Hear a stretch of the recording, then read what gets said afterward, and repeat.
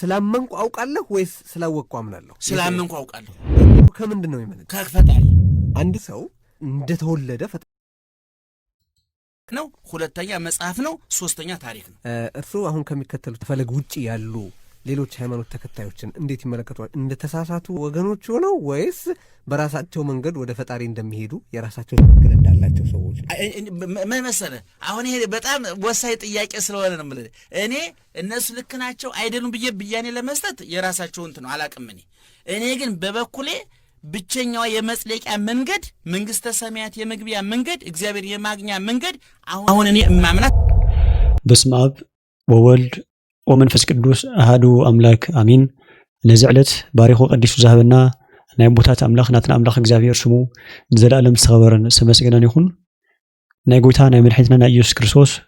ብሕረት ጸጋ ሰላም ምስ ኩላትና ይኹን። ብመጻሎም ማዕንቲ ኣብ ሪኦት ሚድያ ምስ መጋቢ ሐዲስ እሸቱኹምቲ ኣብ መጀመርያ መእተው ዝረኣኹሞም ዝተልዓሉ ሓሳባት ወሰንቲ ዝብልናዮም ሰለስተ ነጥብታት ኣልዒልና ክንርአና እስካብ መወዳእታ መደብ ምሳይ ጽንሑ። ከምኡ ድማ ናተይ መደብ ኩሉ ግዜ ንኽበፅሐኩም ሳብስክራይብ ብምግባር ቤተሰብ ኩኑ። ጠቓሚ ኮይኑ ተረኺብኩሞ ትሕዝቶ ላይክ ሼር ብምግባር ሓሳብ ርእቶ ሕቶን ዘለኩም እውን ኣብ ኮመንት ቦታ ምፅሓፍ ይከኣል እዩ። ናብቲ ትሕዝቶ ከብለኩም መጀመርያ እቲ ሓሳብ ሙሉእ ንስማዕ እሞ ቀፂሉት ናተይ ሓሳብ ክህበ ማለት እዩ። ምንጭ ምንድን ነው ማለት? ስላመንኩ አውቃለሁ ወይስ ስላወቅኩ አምናለሁ? ስላመንኩ አውቃለሁ። እምነቱ ከምንድን ነው የመነጨው? ከፈጣሪ። አንድ ሰው እንደተወለደ ፈጣሪውን የሚሰብኩ ሁለት ሰዎች ናቸው። ሲመረምር ሄዶ እንደ ምንጭ የዛ የእምነቱ ምንጭ ምንድን ነው ብሎ ቢመረምር የዛ እምነት ምንጭ ሶስት ነገሮች ናቸው። አንደኛ ህሊና ነው፣ ሁለተኛ መጽሐፍ ነው፣ ሶስተኛ ታሪክ ነው። እርሱ አሁን ከሚከተሉት ፈለግ ውጪ ያሉ ሌሎች ሃይማኖት ተከታዮችን እንዴት ይመለከቷል? እንደተሳሳቱ ወገኖች ሆነው ወይስ በራሳቸው መንገድ ወደ ፈጣሪ እንደሚሄዱ የራሳቸው ትክክል እንዳላቸው ሰዎች ነው? እኔ በጣም እርግጠኛ ሆኜ አፌ ሞልቼ የምናገር ብቸኛ የመጽለቂያ መንገዱን ያለሁበት ሃይማኖት ብዬ ነው የማምነው። 4 ነጥብ። ከተዋህዶ ውጪ የመጽለቂያ መንገድ ያለ ብዬ አላምንም በግሌ። ምንም ሌላ ትክክል ሌላ አማራጭ የሚባል መንገድ እኔ ሌላ አላቅም። በቃ እኔ በግሌ ሌላ አላቅም። ይሄ ማለት ግን አንድ አማኝ በእምነቱ ሰማያዊ፣ በሰውነቱ ዓለም አቀፋዊ፣ በዜግነቱ ደግሞ ኢትዮጵያዊ ነው። እነ ሶስት ነገሮች ደግሞ እኔ እንዳይጣሉብኝ አስማምቼ አዋጅ ይዣቸዋለሁ። ስለዚህ ግንኙነቱ ከሌሎች ወዳጆቹ ጋር ማለት የእርሱን ሃይማኖት ካልተከተሉት ሌሎች ወዳጆቹ ጋር ትክክል በሆኑት በእርሶና ስህተት በሆኑት በእነሱ መሃል ነው? አዎ። ምን መሰለህ፣ አሁን ይሄ በጣም ወሳኝ ጥያቄ ስለሆነ ነው የምልህ። እኔ እነሱ ልክ ናቸው አይደሉም ብዬ ብያኔ ለመስጠት የራሳቸው እንትን ነው አላቅም። እኔ ግን በበኩሌ ብቸኛዋ የመጽለቂያ መንገድ መንግስተ ሰማያት የመግቢያ መንገድ እግዚአብሔር የማግኛ መንገድ አሁን እኔ እማምናት ተዋህዶ ሃይማኖት ናት ብዬ አምናለሁ በግሌ። ስለ እኔ መንገድ ትክክለኝነት እንጂ ስለሌላው መሳሳት አላቅም ማለት ነው። በጣም ጥሩ። ይቀበሉታል ይሄንን ወይስ የእርሶ መንገድ ትክክል ከሆነ እቀበለዋለሁ? ግን የሌሎችን ህሊና መጉዳት ስለሌለብኝ ነው። የሌሎችን ህሊና መጉዳት ስለሌለብኝ የሌሎችን ተሳስቷል የማይሉት ሌሎችን ላለመጉዳት እንዴ እንደተሳሳቱ ያስባሉ። እኔ ብቸኛ የመዳኛ መንገድ የተዋህዶ ሃይማኖት ብዬ አምናለሁ። በቃ ባጭሩ። ከዛ ውጭ ባለው ግን የግል ምርጫቸውን አላቅም፣ የግል ዝንባሌያቸውን አላቅም። ግን እኔ የምልህ ምንድነው፣ እኔ አሁን ብዙ ጊዜ ያም ያጸድቃል የሚል ተስፋ የቆረጠ ሰው የሚያወራው ወሬ አልቀበልም። ለምሳሌ በግሌ እኔ መንታ መንገድ ላይ ቆሜ በመኪና መገጨት አልፈልግም። ብዙ ጊዜ እንደውም መስቀለኛ መንገድ ላይ የቆሙ ሰዎች በዚህ ልለ በዛ ሲሉ መኪና ገጭቷቸው የሚያልፉ። አሁን አንዳንድ ሰዎች ያም ያጸድቃል እንደውም ከናካቴው ሃይማኖት የሚባል ነገር የለም ሰው ዋናው ድርጅት አይደለም ቁም ነገሩ ብሎ የሚያወሩ ሰዎች አሉ። እነዚህ የእውቀት እጥረት ያለባቸው፣ የግንዛቤ እጥረት ያለባቸው፣ ፍላጎታቸው የሚመራቸው እንጂ ሃይማኖታቸው የማይመራቸው በጣም አስተሳሰባቸው የዘቀጠ ሰዎች የሚናገሩት ነው ብዬ ነው ማለት በግሌ። እሺ ናይ ክርስቶስ ቤተሰብ ያው ከምቲ ዝራኹሞ እቲ መልስታት ያው ትክክለኛ መልሲና ብናተይ አንግልና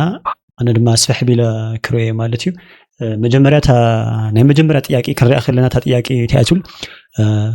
ናይ እምነት ምንጪ እንታይ እዩ? ስለዚ አመንኩ ዝፈልጥስ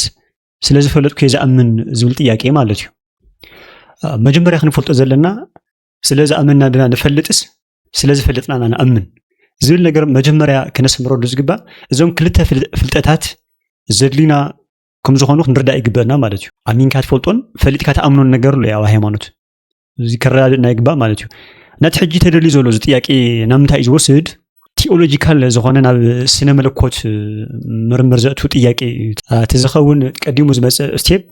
ስለዚ አመንና ንፈልጥ ድሕሪኡ ምስጢር አምላኽ ናይ ምርዳእን ናይ ምፍላጥን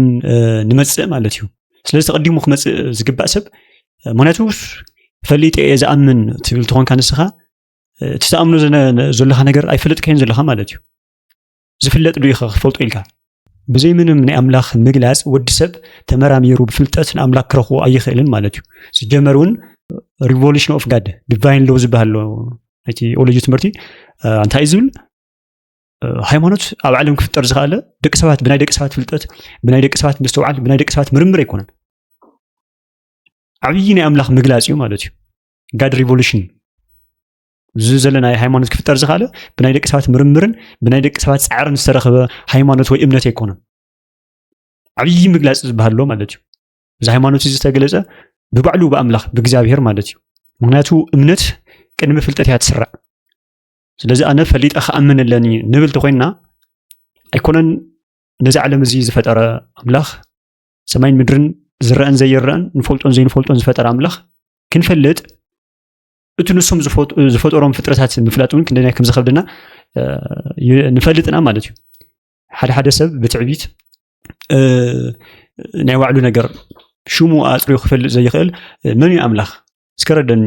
ኢሉ ናይ ኣምላኽ ነገር ንኽፈልጥ ንኽመራመር ንኽፈላሰፍ ዝፅዕር ኣጉል ሰብ ኣሎ ማለት እዩ ካብታ ሓንቲ ሳብጀክት ናይ ሳይነስ ግን ብድፍረት ማትስ ክምልስ ኣይኽእልን ፊዚክስ ክምልስ ኣይኽእልን እዞም ነገራት ካብ ኔቸሮም መፅኦም ካብ ተፈጥሮ እዮም ንምሃሮ ኩሉ ግዜ ሳብጀክት ኣብ ዓለም ዘሎ ምንም ሓድሽ ነገር የለን ኩሉ ኣምላኽ ዝፈጠሮ እዩ ስለዚ ግን ሰብ እቲ ሰብ ዝፈልጦ ነገር ይፈልጦ ኢሉ ክከራኸር ብማስረጃ ክትሓዝ ይኽእል እዩ እናቲ ክምርመርን ክፍለጥ ዘይኽእልን ሰፊሕን ረቂቕን ዝኾነ ኣምላኽ ናቱ ሃልዎት ናቱ ማንነት ንምርዳእ ግን ብድፍረት ዝጥይቑ ሰባት ብዙሓት እዮም ኣብዚ ዓለም ማለት እዩ ዝተወሰነ መፅሓፍ ስለ ዘነበበ ዝተወሰነ ትምህርቲ እታ ዝተምሃራ ትምህርቲ እውን ክፈልጣ ይኽእላ ስለዚ ኣነ ብፍልጠት ይኽኣምን ዝኽእል ዝብል ኣተሓሳስባ ዘለዎ ሰብ መጀመርያ ስለ ፍጥረት ክምልስ ኣለዎ ማለት እዩ ኣብ ምድሪ ዘሎ ኣብ ሰማይ ዘሎ ፍጥረት ስለ ዝኾነ ነገር ንእሽተይ ፍጥረት ጠይቃ ክምልሰልካ ይግባእ ማለት እዩ ናይ ሐዋርያው ናይ ቅዱስ ጳውሎስ መልእክት ናብ ዕብራውያን ምዕራፍ 11 ካብ ቁጥሪ 3 ዘሎ ኃይለ ቃል ከነብብ ከለና እዚ ዝረአ ዘሎ ሁሉ ካብቲ ዘይረአ ከም ዝተገብረ እቲ ዓለም ብቃል ኣምላኽ ከም ዝተፈጥረ ብእምነት እና ነስተውዕል ይብል ንሓደ ሰብ ሃለው ተፈጣሪ ናይ እግዚአብሔር መንነት ነዚ ኣመነ ሰብ በፍልስፍና ብናይ ሰብ ኣተሓሳስባ ከነረዶ ኣይንድከም ማለት እዩ ስለዚ ማንም ሰብ ነቲ ሁሉ ዝገበረ ንሁሉ ዝፈጠረ ኣምላኽ ከም ዘሎ ብናህና ምርምር ዘይኮነ ብናህና እውቀት ዘይኮነ ብናህና ርእሲ ዘይኮነስ ብናይ ባዕሉ ምግላጽ ዝተገለጸ ሃይማኖት ዝተገለጸ ፈጣሪ ከም ዘሎ መጀመርያ ከኣምን ይግባእ ማለት እዩ ናብ ምንም ዓይነት ፍልጠት ቅድሚ ምኻዱ ናብ ምንም ዓይነት ፍልስፍና ቅድሚ ምኻዱ ማለት እዩ እዚ ነገር እዚ ብእምነት ክቕበል ኣለዎ ማለት እዩ ኣብ ሮሜ ምዕራፍ 10 ቁጥሪ 17 እንታይ ይብል በእርሲ እምነት ከም ምስማዕያ ምስማዕ እውን በቃል ክርስቶስ ይብለና ስለዚ ፍልጠት ዘድሊ ድሓሪ እቲ ፍልጠት ብእምነት መጀመርያ ብእምነት ምስተቀበልካዮ ነቲ ዝኣመንካዮ ነገር ንሱ ብዝገለጸልካ ዓቕሚ ንዓኻ ብዝምጥን ነገር ድማ ክትፈልጥ ኣለካ መቸስ ሳይማሩ ኣያውቁ ሳያውቁ ኣይጸድቁ ዝብል ምስላ ማሕረኛ ኣሎ ሓደ ሰብ ከይፈለጠ ከይተማሃረ ክፈልጥ ይኽእልን ከይፈለጠ ከዓ ክጸድቕ ይኽእልን እዚ ትድሕር ዝመጽእ መጀመርያ እቲ ብእምነት ዝተቀበልናዮ ሃይማኖት ስለነሱ ነገር ድማ ኣምላኽ ብዝገለጾ ንዓና ብዝምጥን ነገር ተገሊጹ እዩ ኣምላኽ ድሕር ክንሪኦና ኣብ ብሉይ ኪዳን ይኹን ኣብ ሓዲስ ኪዳን ስለዚ እቲ እሱ ዝገለጾ ማንነቱ ምፍላጥ ድማ የድልየና ማለት እዩ ንሱ ዝገለጾም ስርዓታት ኣለዉ ንሶም ዝገለጾም መጻሕፍቲ ኣለዉ ስለዚ ብተወሰነ መልክዑ ናቱ ማንነትና ክንፈልጥ ናቱ ቸርነት ናቱ መግቦት ናቱ ካህሊነት ንክንፈልጥ መጻሕፍቲ ክንንብብ ይግበና ካብኡ ድማ ቀፂሉን ናቱ ምስጢራት ክንሳተፍ ኣለና ታይታይ ጌርና ናቱ መንግስቲ ክንወርስ ንኽእል ታይታይ ጌርና ናቱ ንዑ ክንሕጉስ ንኽእል ታይታይ ጌርና ናቱ ትእዛዝ ክንፍጽም ንኽእል ምክንያቱ ዝፈትወን እንተለሱ ትእዛዝ ይጠብቕ ይዝብል ማለት ይሓሉ ይዝብል እምነት እዚ ፍጹም ክኾን ተኮይኑ እዚ መጀመርያ ዝተቀበልናዮ እምነት ያዕቆብ ምዕራፍ 2 ተልዎ ስለ እምነት ዝዛረብ እዚ እምነት እዚ ፍጹም ክኾን ዝኽእል ንሱ ዝሃበካ ትእዛዝ ብምፍጻም ህይወት ክህልዎ ዝኽእል ትናትካ እምነት ማለት እዩ ምግባር ዘይብሉ እምነት ሙት እዩ ከም ዝበሎ ያዕቆብ ስለዚ ድማ እቲ ብእምነት ብናይ ባዕሉ ሪቮሉሽን ብናይ ባዕሉ ምግላጽ ዝፈለጥካዮ ዝተቀበልካዮ እምነት ስለዚ ኣብቲ እምነት ንሱ ዝተገለጸ ምስጢር ዝተገለጸ ፍልጠት ዝተጻሓፈ መጽሓፍ ብምንባብ ተግባራዊ ዝኾነ ህይወት ክትነብር ለካ ማለት ስለዚ እምነት ምንጪ እንታይ እዩ ዝብል እግዚአብሔር ባዕሉ እዩ ማለት እዩ ናይ ሃይማኖት ምንጪ እግዚአብሔር ባዕሉ እዩ መጀመርያ መሰረት ዝኾነና እቲ እምነት ብምሓዝ ድማ ንፈልጥ ፈሊጥና ድማ ብድሕሪኡ እቶም ቀፂሎም ንፈልጦም ዘለና ነገራትን ብእምነትና ተቀበልናዮም ንኸድማት ካልኣይ ጥያቄ እውን ናይ እምነት ምንጪ እንታይ እዩ ዝብል ምንጪ ናይ እምነት ወይ ከዓ ናይ ሃይማኖት ባዕሉ እግዚአብሔር ከም ዝኾነ ንፈልጥ ማለት እዩ ተቐፂሉ ድማ እግዚአብሔር ኣምላኽ ብኸመይ ምንጪና ክንፈልጦ ኽኢልና ብኸመይ ተገሊጹ ዝብል ድማ ካብ ብሉይ ኪዳንና ካብ ሓዲስ ኪዳን ክንርአና ማለት እዩ ኣብ ብሉይ ኪዳን እግዚአብሔር ኣምላኽ ብዙሓት ምግላፅ ይገብር ነይሩ ብዝተፈላለየ መልክዕ ማለት እዩ ካብኣቶም እግዚአብሔር ብፍጥረቱ ይግለጽ ነይሩ ብሕልሚ ይግለጽ ነይሩ ብነቢያት ይግለጽ ነይሩ እግዚአብሔር ማለት እዩ ሪቮሉሽን ኦፍ ጋድ ዝብል እግዚአብሔር በዞም ሰለስተ ነገራት ይግለጽ ነይሩ ነቦታት ማለት እዩ ብፍጥረት ክንብል ከለና መዝሙረኛው ቅዱስ ዳዊት እንታይ ይብል ሰማያት ያይድኡ ግብረ እግዚአብሔር ሰማያት ናይ እግዚአብሔር ስራሕ እንታይ ይገብሩ ይናገሩ ማለት እዩ ብዙሓት ሊቃውንቲ ያው መጀመሪያ እግዚአብሔር ከምጥያ ንፍጥረት ጠይቆሞ እግዚአብሔር ምን ምዃኑ ክነግሩኻ እዮም ይብል ማለት እዩ ስለዚህ ንሕና ንእግዚአብሔር ኣበሎ እንታይ ሎ ኢልና ናይ እግዚአብሔር ነገር ከምጥያ መጀመሪያ ንፍጥረት ክንርኢ ይግበና ማለት እዩ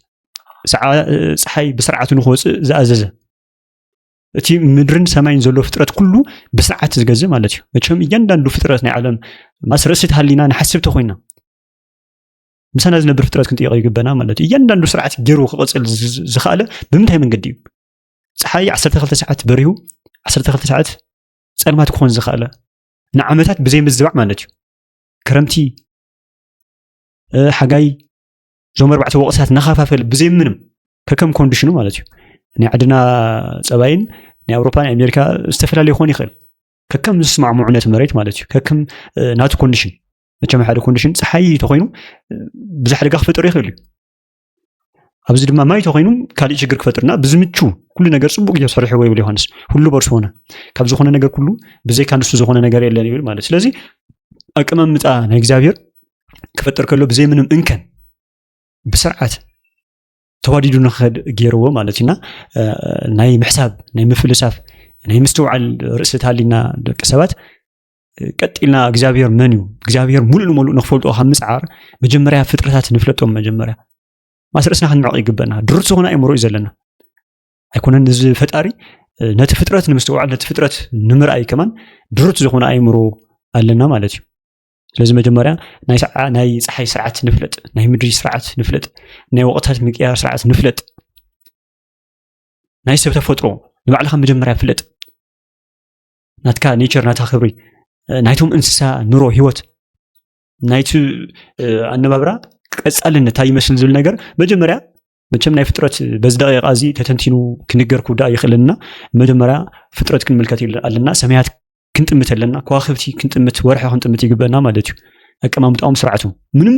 ኣይዛነፉን ማለት እዩ ንዘመናት ስለዚ ንዘመናት ከምዚ ገይሩ ስርዓት ዝደንገገሎም ኣምላኽ ከምዚ ገይሩ ውብ ገይሩ ዝፈጠረ ኣምላኽ ብእውነት ብጣዕሚ ከቢድ እዩ ካብ ኣእምሮን ላዕሊ እዩ ነዚ ነገር እዚ ንምግላፅ እውን ቋንቋ ፊደላት እውን ክትረክብ ይትኽእልና መጀመርያ እግዚአብሔር ኣምላኽ ብፍጥረቱ ንፍጥረቱ ይግለጽ ተገሊጹ ማለት እዩ ዓብዪ ምግላፅ ናይ ኣምላኽ ንደቂ ሰባት ብፍጥረቱ ኣእምሮን ዘለዎ ሰብ በዚ ምግላፅ እዚ እግዚአብሔር ክፈልጦን ክሪኦን ክበፅሖን ይኽእል ማለት እዩ ፍጥረት ብዝረኣኻ ንእግዚአብሔር ትርኢ ኣለኻ ማለት እዩ እቲ ካልእ ሃይማኖትና ወይ ድማ እምነትና ዝተገለጸ እግዚአብሔር ኣምላኽ ብዝተፈላለየ መልክዕ ነቦታት እናተገለጸ መፅኡ ካብ መጀመርያ ተፈጥሮ ማለት እዩ ካብ መጀመርያ ተፈጥሮ መጽሓፍ ኢዮብ ምዕራፍ 42 ካብ ቁፅሪ 5 ዘሎ ክንብብ ከለና ድሕሪ ብዙሕ መከራ ምሕላፍ ብዙሕ መከራ ከም ዘሕለፈ እዮም ንፈልጥና ቅድም ብወረ እዝኒ ሰሚዕካ ነይረ እዚ ብእምነት እዩ ቅድም ብወረ እዝኒ ሰሚዕካ ነይረ ስለዚ ብወረ ካብ ናይ ቦታት ትምህርቲ ካብ ናይ ቦታት መጽሓፍቲ ተቐቢሉ ብእምነት ተቐቢልዎ ነይሩ ማለት እዩ ካብኡ ወፂሉ ድማ ሕጂ ግን ዓይነ የሪኣ ተካሂልዎ ስለዚ ብዓይኑ ሪእዎ ድማ ፈሊጥዎ ማለት እዩ ናት መጀመርያ ክመፅእ ዝግባእ እስቲ ብእምነት ማለት እዩ ተቐፂሉ ዝመፅእ ድማ ኣምላኽ ናተገለፅልና ይመፅእ ንንሕንሕድና ስለዚ ነቦታት ብከምዚ ዓይነት መንገዲ ብሕልሚ ብዝተፈላለየ ብራእይ ይግለፀሎም ነይሩ ማለት እዩ ተኻሊ ዓብዪ ምግላፅ ግን ዘፀአት ምዕራፍ 3 ካብ ቁፅሪ 1 እስካብ ቁፅሪ 6 ዘሎ ሙሴ ኣብ ኮሬብ ዝተገብረ ምግላፅ ማለት እዩ ሙሴ ቅድም እግዚአብሔር መን ምዃኑ ኣይፈለጠን እግዚአብሔር ግና ባህላልቲ ሓዊ ተገሊጹ ስሙ ምስ ነገሮ ሙሴ ብእምነት ፈርሐ ተገዘአ ብኡ ኣቢሉ ድማ ንኣምላኽ ብደመና ብቃልን ንምፍላጥ ሓለፈ ይብለና ማለት እዩ ስለዚ እግዚአብሔር ክንደይ ናይ ከመይ ገይሩ ዓርሱን ሙሴ ከም ዝገለጸሉ ባህላል ተሓዊ ንርኢ ማለት እዩ እግዚአብሔር ብምርምር ኣይመፈለጥና እዩ አብርሃም ንባዕሉ ካብ ናይ ጣዖት ዝሰርሑ ሰባት ወፂ ኸይዱ አምላከ ፀሓይ ትናበበኒ መጀመሪያ ፀሓይ የምልኽ ነይሩ ዳሕሪ ሓዊ የምልኽ ነይሩ ምክንያቱ ናይ ሰብ ኔቸር አምላክ ከም ዘሎ ገይሩ ተሰሪሑ ንምንታይ ኣብ ዓለም ስቑኢሉ ናብ ዝኾነ ዘምልኽ ሰብ ስቑኢሉ ዝነብር ሰብ እኮ የለን በቃ ኩሉ ዝኾነ ዝኣምኖ ዝኾነ ዲፔንድ ዝፅግዖ ነገር ኣሎ ንምንታይ እዚ ተፈጥሮና ክንግዘአሉ ክንሰግደሉ ክነምልኾ ዝግበአና ፈጣሪ ስለ ዘሎ ማለት እዩ እቲ ችግር ዝመፅእ ትክክለኛ አምላኽ ኣየናይ ምዃኑ ኣብ ዝብል እዩ ማለት እዩ ስለዚ እዚ ኣምላኽ እዚ ድማ ንቦታትና ብዝተፈላለየ መልክዕን ቅርፅን ኣጋጣምን ይግለፀሎም ነበረ ማለት ስለዚ ናብ ፀሓይ የምልኽ ነይሩ አብርሃም ናብ ሓዊ የምልኽ ነይሩ ናብ ዝተፈላለዩ ነገር መጨረሻ ላይ ግን ናይ ፀሓይ ስርዓት ምስ ረአየ ወፀሓይኒ ኣእመረ ምዕራብ እዩ ፀሓይ ምዕራቡ ምብራቁ ይፈልጥ ኩሉ ግዜ ንግሆን ምሸት ኣይጋግን በዚ ድማ አምላከ ፀሓይ ተናበበኒ ናይ ፀሓይ አምላኽ ነዚ ስርዓት ዝፈጠርካ ፀሓይ ምዕራቡ ንኽፈልጥ ምብራቁ ንኽፈልጥ ዝገበርካ አምላኽ ናይዚ ስርዓት እዚ አምላኽ ናይዚ ስርዓት እዚ ፈጣሪ ተገለጸለ ኢሉ ኣብ መጨረሻ ላይ ምስ ጨነቆ ማለት ኢና አምላከ ፀሓይ እግዚአብሔር ድማ ተገለጽሉ ዕብራውያን ምዕራፍ 1 ቁጽር 1 ጀሚርና ነብብ ከለና አምላኽ ጥንቲ ንአቦታትና ብነቢያት በብዙሕ መንገድ ድማ ተዛረቦም ይብለና ማለት እዩ ስለዚ እግዚአብሔር ንነቢያት ነቦታት በስተፈላለየ መልክዕ ብኩሎም ነቢያት ማለት እዩ ካብ አቦና አብርሃም ጀሚሩ ሙሴ ንኤርምያስ ኢሳያስ ብሙሉኦም አቦታት በስተፈላለየ መልክዕና ተገለጸሎም ነይሩ ማለት እዩ በዚ ምክንያት እዚ ድማ ሃይማኖትና ሰብ ሰርሖ ዘይኮነ እምነትና ሰብ ዝገለጾ ተመራሚሩ ዝረኸቦ ዝፈልሰፎ ዘይኮነ አምላኽ ባዕሉ ብምግላጽ ዝተፈጥረ ሃይማኖት እዩ ዘለና ክንሕዛ ዝግበና ሃይማኖትና ዝተገለጸ እምበር ዝተፈጠረ ከም ዘይኮነ ክንፈልጥ ይግበአና ማለት እዩ እቲ ካልኣይ እቲ ዓብዪ ምግላጽ ዝበሃል ናይ ሓዲስ ኪዳን ምግላጽ ማለት እዩ እዚ እዚ ምግላጽ እዚ እቲ ዝዓበየ እግዚአብሔር ንኽፈልጥ እግዚአብሔር ባዕሉ ዝተገለጸ ማለት እዩ ዮሐንስ ወንጌል ምዕራፍ 1 ዘለዎ ክነንብቦ ከለና እቲ ቃል ስጋ ሆነ ዝብል ማለት እዩ እግዚአብሔር ቃል እግዚአብሔር ወልድ ስጋ ምዃን ናይ እግዚአብሔር ነገር ንኽንፈልጥ እግዚአብሔር ታይ ማለት ምዃኑ ንኽንፈልጥ ዝገበረና ሓደ ወዱ ማለት እዩ ዮሐንስ ምዕራፍ 1 ቁጽር 18 ዘሎ ንአምላኽ ሓደ እኳ ዝረአዮ የለን ይብለና ንአምላኽ ሓደ ዝረአዮ የለን እቲ ኣብ ሕቑፉ ኣቦኡ ዘሎ ሓደ ወዱ ንሱ ተረኾ ይብል ማለት እዩ ስለዚ ናይ ኣቦ ናይ እግዚአብሔር መፅኡ ዝተረኸልና ናይ እግዚአብሔር መፅኡ ዝገለጸልና ባዕሉ ጎይታ መድሓኒት ኢየሱስ ክርስቶስ ማለት እዩ በዚ ግን ፈሪሳውያን ፍልጠት ስለ ዘቀድሙ ፍልስፍና ስለ ዘቀድሙ ጥያቄ ስለ ዘቀድሙ ግን ነቲ ዝረአይዎ ቅብልዎን ከኣምንዎን ይካሉን ማለት እዩ በዚ ድማ ንፍልጠት እምነት ዝቅድም ማለት ኢና መጀመርያ ብእምነት ተቀበሉ ከለ ድማ ተቐፂሉ ዝመፅእ ናይ ፍልጠት እምነት ቀሊል ይኾን ማለት እዩ ከምኡ ድማ ዮሐንስ ወንጌል ምዕራፍ 14 ካብ ቁጽር 6 ዘሎ ቃል ክንሪኦ ከለና ኢየሱስ ከዓ እታ መንገድን ሓቅን ህይወትን ኣነ እየ ብዘይካ በኣይ ሓደ እኳ ናብ ኣቦ ዝመፅእ የለን ይብለና ማለት እዩ ስለዚ በቲ ዓብዪ ምግላጽ ናይ ሃይማኖት መሰረት ናይ እምነት መሰረት ዝኾነ ጎይታ መድሓኒት ኢየሱስ ክርስቶስ ብኡቢልናና ናብ ኣቦ ንበፅሕ ብኡቢልናና ናብ እግዚአብሔር ንበፅሕ ብዘይካ ናቱ መንገዲ ምንም የለን ማለት እዩ ስለዚ እታ መንገድን ሓቅን እውነትን ዝተረኸበት ብናይ ሰብ ፍልስፍና ብናይ ሰብ ምርምር ዘይኮነ ብናይ ባዕሉ ምግላጽ ኣብ ኦሪት ሪኢና ነቦታት ከመይ ገይሩ ከም ዝተገለጸሎም ማለት እዩ እግዚአብሔር ክንፈልጦ ኽኢልና ካብኡ ቀፂሉ ድማ እግዚአብሔር ብደንቢ ንኽንፈልጦ ከዓኒ ብሓደ ወዱ ተረኸ ይብለና ማለት እዩ ስለዚ ብደንቢ ጌርና ናይ ኣምላኽ ማንነት ክንፈልጥ ዘኽኣልና ከም ሃይማኖት ከም እምነት ክንቅበሎ ዘኽኣልና ባዕሉ ብዝነገረና ማለት እዩ ባዕሉ ብዝነገረና መንገድን ሓቅን እምነትን ከም ዝኾነ ይገልጸና ማለት እዩ ካብኡ ድማ ግብረ ሐዋርያት ምዕራፍ 4 ቁጽሪ 12 ክንድሕነሉ ዝግባእ ካልእ ስም ኣብ ትሕቲ ሰማይ ደቂ ሰባት የለን ይብለና ስለዚ ክንድሕነሉ ዝግባእ ክንቅበሎ ዝግባእ ሽም ዝዛረብ ዘለኹም ብዛዕባ ምልጃ ኣይኮነን ስለዚ እቲ ሽም ንሱ ጥራሕ እዩ ከድሕነና ዝኽእል ካልኦት ብዙሓት ጣውታት ዘምልኹ ክህሉ ይኽእሉ ካልእ ብዙሕ ሓሽማት ዝጥቀሙ ይኽእሉ ማለት እዩ ንድሕነት ስለዚ መናፍቃን ከዓ ነዚ ነገር እዚ ብምጥዋይ ካልእ ስም የለን ዝብል ካልእ ዓይነት ትርጉም እዚ ብዛዕባ እምነትን ሃይማኖትን መሰረት ዝገበረ እዩ ሃይማኖትና ክርስቶስ እዩ እምነትና ክርስቶስ እዩ ስለዚ ንዕኡ ዝተገዝኡ ንዕኡ ዝተኸተሉ ሃዋርያት ጻድቃን ሰማዕታት ሽም ምጽዋዕ ድማ ካልእ ትርጉም እዩ ዘለዎ ምንም ይራኸም ምዝ ትርጉም እዚ ማለት እዩ ስለዚ ትእንኮ ንድሕነሉ ስም ናይ ጣዖታት ኣሽማት ዘይኮን በቲ ዘመንሱ ንድሕነት ኢሎም ዝጥቀሙሉ ታሪክ ምፍላጥ ምንጭቦ እዩ መጽሓፍ ቅዱስ ናታውሱ ሃዋርያት ዝሰብኩሉ ግዜ ሰብ ብዙሕ ዓይነት ኣምልኾ ዝነበረሉ ግዜ ገሊኦም ጣዖት ይሰግዱ በዓላት ጤምስ ኣርጤክስ ገለ ዝበሃሉ ብዙሓት ጣዖታት ዝነበሩሉ ግዜ ነዚ ድማ እዩ ኣብ ትሕቲ ሰማይ ድሕነት ብሓደ እኳ የለን በቃ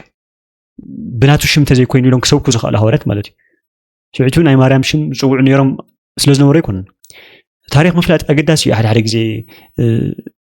አንድምታ ናይቲ መጽሐፍ ቃል ታይ ክወቅዕ ደልዩ ተዛሪቡ ሃዋርያ ቅዱስ ጳውሎስ ዝብል ነገር ባክግራውንድ ናይቲ መጽሐፍ የድልየና እዩ ማለት እዩ ስለዚ ንሶም ዝዛረቡ ዝነበሩ እንቶም ሽዑቱ ዝነበሩ ጣዖታት ንምውጋዝ እንቶም ሽዑቱ ዝነበሩ ኣምልኾተ ጣዖት ብጣዕሚ ሰፊሕሉ ዝነበረ ግዜ ስለዚ ንድሕመሉ እንኮሽም ባዕሉ ዝገለጸ ብእግዚአብሔር ብቻ ምዃኑ ይሰብኩ ነበሩ ሃዋርያት ማለት እዩ እዚ መጠቃለሊ ዝኾነ ቃል ኤፌሶን ምዕራፍ 4 ካብ ቁጽሪ 5 ዘሎ ሓደ ጎይታ ሓንቲ እምነት ሓንቲ ጥምቀት ከም ዘላ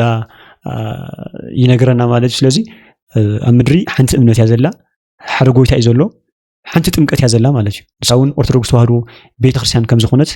ብልብና ኣሚንና ብኣፍና ክንምስክር ይግብአና ማለት እዩ ካብዚ ወፃኢ ዘሎ እምነት ግን ከድሕን ኣይኽእልን ኢልና ብርግፀኝነት ክንኣምን ይግበአና ማለት እዩ እዚ ክንብል ከለና ግን ብጽልኢት ወይ ከዓ ባጉል ትዕቢት ዘይኮነ በትሕትና ማለት እዩ ከምቲ ቀዳማይ ጴጥሮስ ምዕራፍ 3 ቁጥሪ 5 ለሚጠይቋችሁ ሁሉ መልስ ለመስጠት መልስ ንምሃብ ዝተዘጋጀኹም ኩኑ ይዝብል መልስ ክትዎም ከለኹም ግን ያው ብፍቅርን በትሕትና እግዚአብሔር እናተጋጊናሉ ኣብ ዝነበርና ግዜ መጽኡ ብፍቅሪ እንትንገርና ማለት ኢና መስማን ንሰብ ሃይማኖት ኣብ ንራኸቡሉ ግዜ ያው በትሕትናን ፍቅርን ተግበርናዮ ኣምላኽ ዝፈትዎ ነገር ማለት እዩ ምክንያቱ ሓደ ዝዓወረ ሰብ ናብ ዝኾነ ጉሁም ክኣቱ ከሎ جد عور جاي كهون كان تلعلو خفت زورو أنا جر مالتي أنت لا بخال عين بتحتنا كم زورقنا نورمال من جدي كتستخاخلو يجيب كمالتنا إرمياس معرف 10 إن شاء الله تشجع له بمن جد لا يكون تملكته تككلني هي هونش من جد وديت عنده هونش وقو برسوات ملالسو لنفسها شو رفت جنيا لا تشوز بالكالوس لذي تتككلني عن قناعة من جدي حق إن استفهلت أمنت أرثوذكس وهارو بيتخرسيان كم زخنت بستفعل ነገር ምርዳእ ይካሊና ስለዚህ ናይ ኣምላኽ ናህና እምነት ናህና ሃይማኖት ዝተገለጸ ብናይ ሰባት ፍልስፍና ብናይ ሰባት ዝነገሩና ጥራሕ ዘይኮነ ብናይ ኣምላኽ ምግላጽ ከም ዝኾነ ንርዳእ ማለት እዩ ስለዚህ ኣምላኽ ዝገለጾ ሃይማኖት ምበር ብናይ ሰብ ፍልስፍና ዝተገለጸ ሃይማኖት የብልናን ኢልና ክንሰብኽን ክንኣምንን ይግበአና ዘምሃረና ዝገሰጽና ናይ ቦታትና ኣምላኽ ናትና ኣምላኽ እግዚአብሔር ስሙ ዝተኸበረን ዝተመስገነን ይኹን كل جزء ناتي تحسو ناتي مدبن نخصحكم سبسكرايب بمقدار بيتسب كونوا نكلو نخبط حد ما لايك شير جورو حسب رئيسو حطو تياك إنزلوكم ساعتون كومنت بوتا مسحف يكاليو نايقويتنا نايمدحينتنا نا يسوع كريستوس محرز أجا سلام مسكولاتنا يخون سلام